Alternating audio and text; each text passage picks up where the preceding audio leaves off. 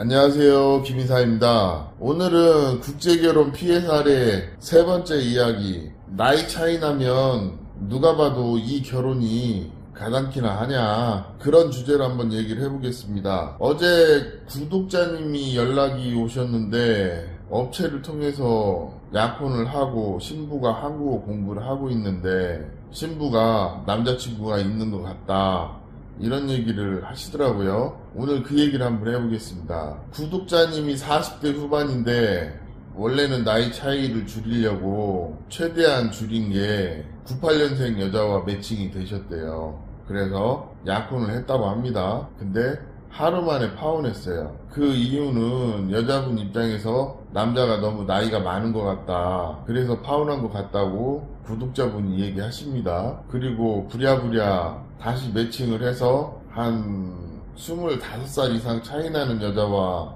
약혼을 하셨대요. 그럼 신부가 20대 초반이겠죠? 그렇게 해서 약혼 행사 잘 치르고 한국에 와서 구독자분은 일을 하면서 신부와 관계를 유지 중이고 신부님은 한국어 공부를 시작했다고 하네요. 그런데 어느 날 페이스북을 봤는데 해변에 놀러간 사진도 있고 남자들이랑 놀러간 사진도 있고 그러더래요. 그래서 좀 찜찜해서 그 여자 페이스북에 연결된 그 남자들 페이스북을 찾았답니다. 그런데 그 중에 하나가 정황상 남자친구인 흔적을 발견을 하신 거예요. 그래서 이걸 어떻게 해야 되냐 문의가 오셨는데 제 생각은 이렇습니다. 제 생각에는 이게 개인적인 얘기일 수도 있지만 다른 건 다 용서를 해도 이 양다리를 걸치거나 바람을 피거나 이런 거는 절대 용서하면 안 돼요. 한 번 서방질 하는 여자는 그 한 번으로 끝나는 게 아니에요. 이거는 성향의 문제이기 때문에 여기에서 용서한다고 되는 문제가 아닙니다. 그리고 부부 사이의 신뢰 중에서 가장 중요한 거는 내가 아내를 믿는 거예요. 근데 아내를 믿을 수가 없는데 결혼 생활이 될까요? 제가 그러면서 이분한테 이런 얘기를 했어요. 결혼을 도대체 왜 하시냐? 결혼의 목적은 나도 행복하려고 결혼하는데 그 여자가 바람피고 양다리를 걸치고 그러면 그게 결혼 생활이 되겠냐?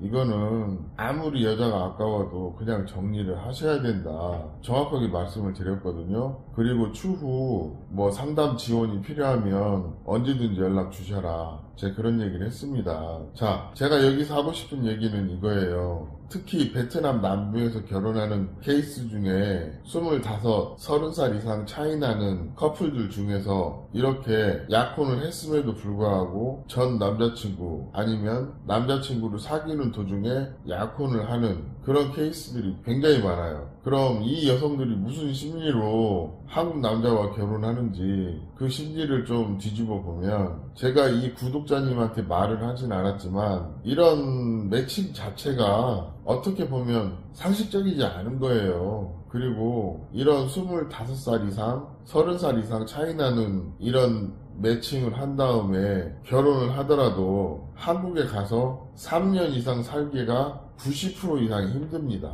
그럼 그 말은 이런 케이스는 한국에서 결혼 생활을 하더라도 3년 안에 대부분 이혼한다는 얘기예요. 이거를 제가 누누이 말씀을 드리는데 그냥 가볍게 생각하시는 분들이 너무 많더라고. 아니, 상식적으로 25, 30살 차이 나는 여자랑 무슨 대화가 되며 무슨 사랑이 될까요? 제가 간혹 얘기하는 것 중에 중년의 사랑 방식과 청년의 사랑 방식은 좀 달라요. 그렇기 때문에 이 어떤 순리를 거스르는 행동을 하지 말란 얘기를 많이 합니다. 그리고 결혼은 결혼의 목적에 충실한 여자를 만나라는 얘기를 제가 누누이 하거든요. 근데 나는 결혼의 목적에 충실한 결혼을 했다고 하지만 상대편이 그러지 않을 수도 있다는 거예요. 이거를 좀 아셔야 돼. 이거 모르면 그냥 나는 진지하게 결혼했는데 상대방 때문에 피해를 보기도 한단 말이에요. 물론 이런 케이스는 여자가 원인 제공을 하긴 했지만 이 한국 남자도 그렇게 나이 차이 나는 결혼을 할 때 신부를 선택하는 부분에서 책임이 없다고 얘기를 할 수가 없어요. 아니, 아무리 국제결혼이라지만 거의 30살 차이 나는 여자랑 결혼하고 그게 잘못됐다는 거를 모르면 그게 과연 업체만의 잘못이라고 얘기할 수 있을까요? 물론 그 업체가 그렇게 나이 차이 나는 결혼을 시킬 때는 신랑의 동의가 있으니까, 아니면 신랑에게 소개할 만한 여성이 마땅치 않으니까 돈을 벌기 위해서 그런 행동을 하긴 했지만, 또 한편으로는 거의 30살 차이 나는 그런 여자라고 하더라도 전부 다 한국에 가서 못 사는 건 아니에요. 문제는 뭐냐면 어떤 남자와 여자 사이에 가장 중요한 거는 호감의 문제, 그리고 또 어떤 성향의 문제, 이런 게 분명히 있긴 하지만, 우리가 확률적으로 안 되는 케이스에 나는 할 수 있을 거야 하는 막연한 생각으로 결혼을 접근하다 보니까 이런 피해가 생기는 겁니다.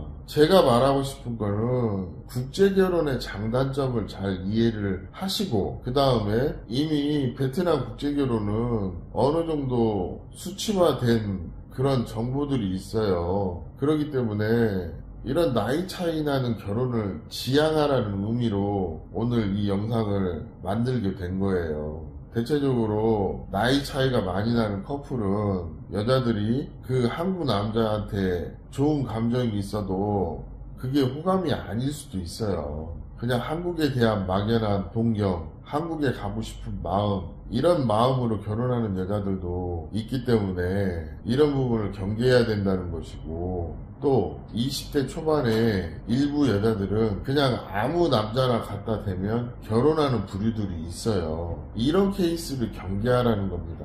20대 초반의 여성들 중에 상당수가 그냥 결혼의 케이스가 되면 결혼을 하긴 하는데, 한국에 가서 그냥 살아보고 지낼만 하면 계속 살고, 상황이 안 되면 그냥 이혼하고 다른 선택을 하는 그런 부류들이 좀 있기 때문에 이런 얘기를 하는 거예요. 그 남부 여자들 특징이 그래요. 이 결혼에 대해서 어떤 구체적인 생각이 없이 그냥 막연하게 그냥 일단 한국 한번 가보고 그 다음에 결정하자, 이런 마음으로 오시는 분들이 상당수예요. 그리고 베트남 국제결혼을 진행하면 여자 입장에서는 그다지 손해보는 게 없기 때문에 그런 선택을 하는 걸 수도 있습니다. 이게 사실은 베트남 국제결혼의 상당히 어두운 면이기도 한데, 이런 부분을 업체들도 좀 경계하고 신랑들도 경계를 해야 되는데, 그냥 남자 입장에서 여자가 어리고 이쁘고 귀여우면 그냥 순간의 감정에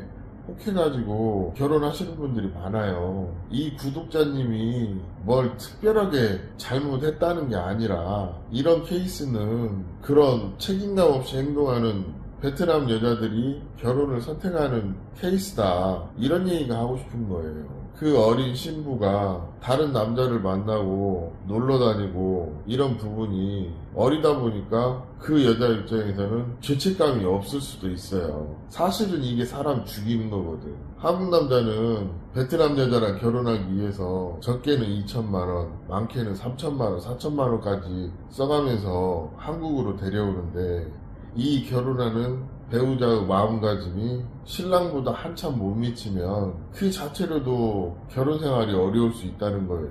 물론 이 여성이 그게 전 남자친구인지 남자친구가 있는 상태에서 약혼을 한 건지는 모르겠지만 이런 케이스가 있으니까 정말 조심해야 하고, 또 남부 여성들 중에 일부는 약혼하고 파혼하고 약혼하고 파혼하고 이런 애들이 몇 명 있어요. 진짜 요주의 인물입니다. 그러면 뭐 맞선 보고 약혼하는 데까지 일주일, 2주 그 정도밖에 안 걸리잖아요. 그러면 뭐 서류상으로 뭐 하자가 있어요, 뭐가 있어요. 그거 하고 한 일주일 사이에 500불에서 1000불 이렇게 벌면 큰 돈이에요. 또 이런 애들이 죄책감이 없다 보니까 또 전통결혼하고 파혼하고 그러면 그 피해가 고스란히 한국 남성들에게 온다는 거죠. 이런 25에서 30살 이상 차이 나는 이런 선택은 웬만하면 하지 마세요. 돈이사 다시 벌면 되지만 내가 내 인생에서 결혼이라는 중요한 일을 하는데